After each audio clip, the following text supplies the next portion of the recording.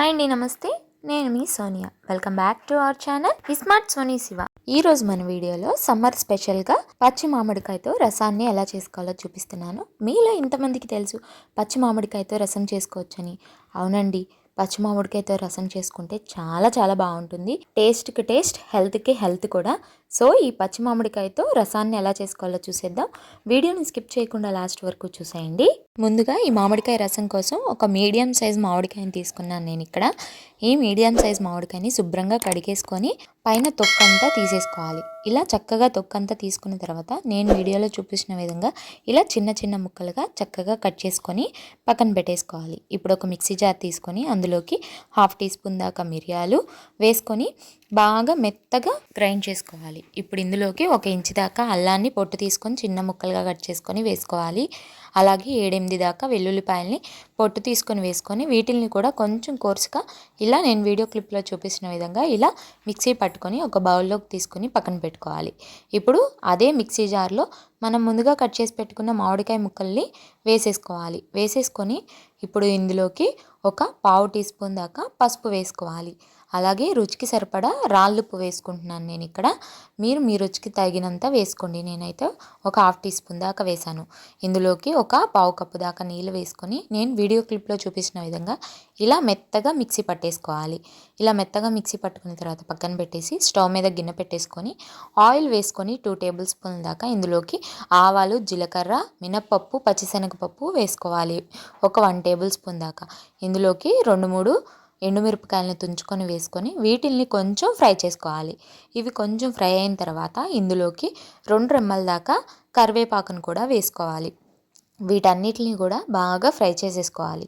ఇవి కొంచెం ఫ్రై అయిన తర్వాత మనం ముందుగా మిక్సీ పట్టి పెట్టుకున్న మిరియాల పొడి ఉంది కదా, సో దాన్ని వేసేసుకోవాలి. వేసేసుకొని ఈ ఆయిల్లో కొంచెం పచ్చివాసన పోయేంత వరకు ఫ్రై చేసుకోవాలి. అల్లం వెల్లుల్లి వేసాం కదా, వాటిల్లోంచి పచ్చివాసన పోవాలి. 1 నిమిషం పాటు ఫ్రై చేసుకోండి. ఎక్కువ ఫ్రై చేసుకుంటే మాడిపోతుంది. ఇవి కొంచెం ఫ్రై అయ్యి మంచి వాసన వస్తున్నప్పుడు ఇందులోకి మనం ముందుగా మిక్సీ పట్టి పెట్టుకున్న మామిడికాయ పేస్ట్ ఉంది కదా, పచ్చి మామిడికాయ పేస్ట్ని కూడా వేసేసుకొని చక్కగా ఈ ఆయిల్లో ఒక 2 నిమిషాల పాటు కలుపుకుంటూ మగ్గనివ్వాలి. దీంట్లోంచి రా స్మెల్ అనేది పోవాలన్నమాట.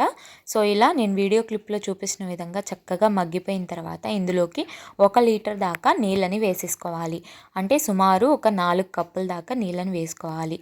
ఇలా వాటర్ కూడా వేసేసుకున్న తర్వాత ఇప్పుడు ఇందులోకి ఒక టమాటాని ఇలా చేత్తో తుంచుకొని కానీ లేదా చిన్న ముక్కలుగా కట్ చేసుకొని కానీ ఇలా రసంలో వేసేసుకోవాలి. మామిడికాయ రసంలో వేసేసుకున్న తర్వాత ఇప్పుడు ఇందులోకి 2 పచ్చిమిర్చిని ఇలా స్లైసెస్లా కట్ చేసుకొని వేసుకొని ఒకసారి అంతా బాగా కలిసే విధంగా కలిపేసుకోవాలి.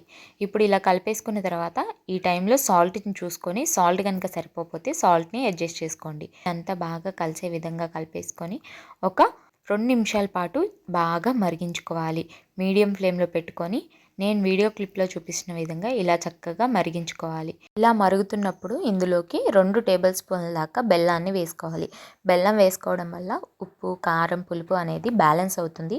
అలాగే మనం మిరియాలు, బెల్లం కాంబినేషన్లో చాలా చాలా బాగుంటాయి ఈ రసం అనేది. సో తప్పకుండా బెల్లాన్ని అయితే వేసుకోండి. బెల్లం కూడా వేసుకున్న తర్వాత బాగా కలిపేసి ఒక 1/2 నిమిషం పాటు మరిగించుకున్న తర్వాత లాస్ట్లో సన్నగా కట్ చేసుకున్న కొత్తిమీరని వేసుకొని ఒకసారి బాగా కలిపేసుకొని స్టవ్ ఆఫ్ చేసుకొని సర్వ్ చేసుకోవడమే. అంతేనండి, చాలా చాలా బాగుంటుంది. మిరియాలు, పచ్చిమిర్చి వేసాం కదా, కారం కూడా పర్ఫెక్ట్గా సరిపోతుంది. సో చాలా చాలా డిఫరెంట్ టేస్ట్తో చాలా బాగుంటుంది. ఈ సమ్మర్లో మామిడికాయ సీజన్స్లో ఎప్పుడు చేసుకునే రెగ్యులర్ రసం కాకుండా ఇలా ఒకసారి మామిడికాయతో ట్రై చేయండి. చాలా చాలా బాగుంటుంది. ట్రై చేశాక మీకు ఎలా వచ్చిందో మీ ఫీడ్బ్యాక్ని నాతో షేర్ చేసుకోవడం అస్సలు మర్చిపోవద్దు. ఈ వీడియో కనుక నచ్చితే వీడియోని లైక్ చేయండి. మీ ఫ్రెండ్స్ అండ్ ఫ్యామిలీ రిలేటివ్స్కి షేర్ చేయండి. ఇంకా ఇలాంటి ఎన్నో ఈజీ అండ్ హెల్తీ రెసిపీస్ కోసం స్మార్ట్ సోనీ శివ ఛానల్ని సబ్స్క్రైబ్ చేయండి. ఈ వీడియో అయితే ఇంతే. మరొక మంచి వీడియోతో మళ్ళీ వచ్చేస్తా. అంతవరకు సెలవు. Bye all.